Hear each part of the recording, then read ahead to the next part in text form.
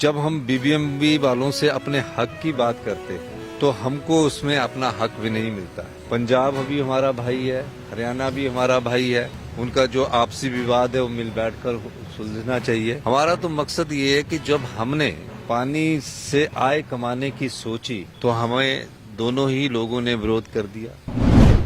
देखिए, जहाँ तक बीबीएमबी की बात है, मैं तो सिर्फ इतना कहना चाहता हूँ, जो पानी आता है उसका अधिकतम बंटवारा हरियाणा, पंजाब और राजस्थान का होता है। जब हम बीबीएमबी वालों से अपने हक की बात करते हैं तो हमको उसमें अपना हक भी नहीं मिलता है। पंजाब भी हमारा भाई है, हरियाणा भी हमारा भाई है। उनका जो आपसी विवाद है वो मिल बैठकर सुलझना चाहिए। हमारा तो मकसद ये है कि जब हमने पानी से आय कमाने की सोची तो हमें दोनों ही लोगों ने विरोध कर दिया। तो वो ऐसा नहीं करना चाहिए। और हम तो ये चाहते हैं कि पानी पर हम कोई अधिकार नहीं मांग रहे, लेकिन जो बिजली में है, हमारे लोग ऑस्टिज हुए, हमारी जमीन हिमाचल के लोगों की गई और लड़ाई हो रही है पानी के लिए पंजाब में। हरियाणा और पंजाब को ये सोचना चाहिए, जब हम बीबीएमबी की बैठक में आते हैं तो जो हिमाचल के अधिकार है उनको भी वो सुरक्षित करने के लिए हमारा सहयोग करें। पानी राष्ट्रीय संपदा है। हरियाणा और पंजाब के बीच सहमति होती है, हमारी सरकार का रुख है हम आपस में मिलजुल कर इसको समाधान ढूंढे। और जहां हिमाचल की बात फ्री रॉयल्टी की जो 7.5% मिलती है, 7.19 मिलती है, जो कि सुप्रीम कोर्ट ने तय की थी, हम चाहते हैं कि जो हमारी पॉलिसी के हिसाब से 12% फ्री रॉयल्टी बिजली की, उसमें हिमाचल प्रदेश को अधिकार मिले, ये हम चाहते हैं। पर चूड़धार मंदिर का मामला मेरे सामने आया तो उसमें मैं चूड़धार मंदिर के जो भी श्रद्धालु वहां जाएंगे, हिमाचली जो जाएंगे, उस पर कोई फीस नहीं लगेगी।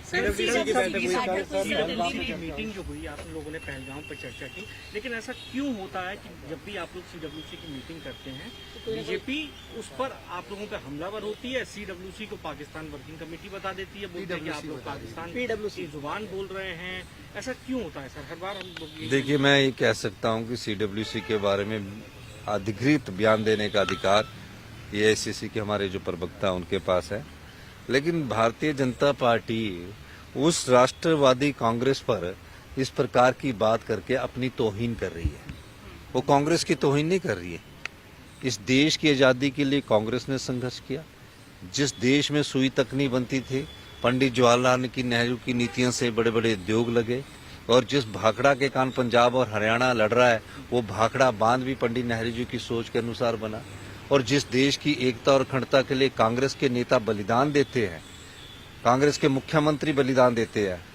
इंदिरा गांधी ने इस देश की एकता और अखंडता के लिए बलिदान दिया। राजीव गांधी उनके पुत्र को इस देश की और एकता और अखंडता के लिए बलिदान दिया। सरदार बेअंत सिंह जी ने इस देश की एकता और अखंडता के लिए बलिदान दिया। छत्तीसगढ़ में कांग्रेस के कार्यकर्ता विद्याचरण शुक्ल जैसे लोगों ने वहां नक्सलवाद से लड़ते हुए अपने देश के लिए बलिदान दिया। उन पर इस प्रकार की टिप्पणी करके भारतीय जनता पार्टी अपनी तौहीन करती है। इस समय देश में क्या माहौल है? इस समय देश में कि जो हत्याएं हुई है, नृशंस हत्याएं हुई है, उन हत्याओं में जिस प्रकार से निर्दोष पर्यटकों की हत्या की गई है, हम सब उस दुख की घड़ी में उनके साथ है। और हम सब लोग चाहते हैं कि उसे जिन लोगों ने ये हत्या की है उन्हें सबक सिखाया जाए। और जो भी देश की सरकार फैसला करेगी उसमें कांग्रेस की सीडब्ल्यूसी भी सम्मिलित है और हम सब लोग भी सम्मिलित है। इसमें किसी पर टीका टिप्पणी करने की बात नहीं है और इस प्रकार का नैरेटिव सेट करने की भी बात नहीं होनी चाहिए। राहुल गांधी जी ने कहा है कि देश के प्रधानमंत्री जो भी एक्शन लेंगे, हमारी सरकार उनके साथ कंधे से कंधा मिलाकर और हमारी खड़ी होगी, हमारी पार्टी उनके साथ कंधे से कंधा मिलाकर खड़ी होगी। इस प्रकार वार्तालाप करके देश में विभाजन ताकतों को जो बढ़ावा दे रहे हैं वो गलत बात है।